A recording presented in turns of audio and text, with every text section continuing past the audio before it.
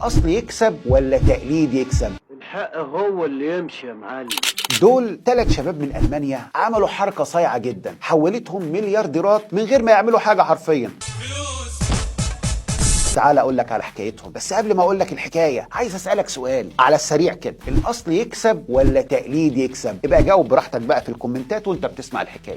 دول 3 اخوات من المانيا، مارك والكسندر والفرد. سنه 99 عملوا حركه صايعه، شافوا ان في بيزنس ناجح في امريكا بيقوم حوالين فكره المزادات الالكترونيه واسمه اي باي، الموقع اللي كلكم عارفينه دلوقتي، وعملوا زيه بالظبط بنفس الشكل ونفس الخطوط ونفس الالوان، حتى الشعار قلدوا الشعار بتاع اي بي بالظبط، وسموا المستنسخ الجديد اليندو. والحاجه اللي تخليك تقدر فكره التقليد دي انهم بعد 100 يوم بس قدروا يبيعوا الموقع المستنسخ ده لمين يا ترى؟ صح، لاي بي نفسها. بكام بقى؟ قول انت رقم كده. ب 43 مليون دولار. فكرك الموضوع ده عدى كده؟ لا طبعا، هم قالوا ما دام ربنا موفقنا في عمليه التقليد دي ما نكمل يا عم، يمكن نطلع لنا بمصلحه اكبر. طيب نقلد مين؟ نقلد مين؟ ايوه لقيناها، اليوتيوب.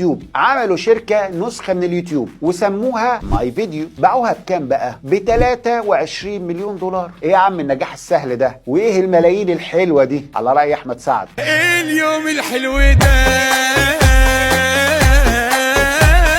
طيب انت عارف ان شركة جروبين بتاعة العروض والخصومات اللي كانت مكسرة الدنيا في 2010 تفتكروا عملوا ايه معاها؟ صح، عملوا شركة زيها بالظبط وسموها ايه؟ سيتي ديل. وباعوها بكام بقى؟ امسك نفسك بقى، علشان باعوها بمليار دولار. يا راجل ده حتى موقع اير بي ان بي عملوا زيه بالظبط وسموا الشركة بتاعتهم ويمدو، واكيد طبعا باعوها بفلوس كتيرة جدا. الناس دي بقى البيزنس موديل بتاعهم ايه يا ترى؟ قلد النماذج الناجحة وما تتعبش دماغك كتير وبيع. وقدروا بالطريقه دي انهم يبقوا هم الثلاثه 3 مليارديرات. ربنا يوعدنا ويوعدكم ويوعد كل السامعين. قولوا امين في الكومنتات طبعا. من ايه يا ترى؟ من التقليد بس. فانت قاعد ليه بقى؟ اغمض عيني وافتحها الاقيك جايب لي اي فكره ناجحه في بلدك واعمل زيها وما تشغلش دماغك، قلد وبس. والكلام على كوبي وبيست الفتره اللي جايه. لو عجبتك القصه دي ما تبخلش علينا بفولو ولايك وشير علشان اكمل في النوع ده من المحتوى.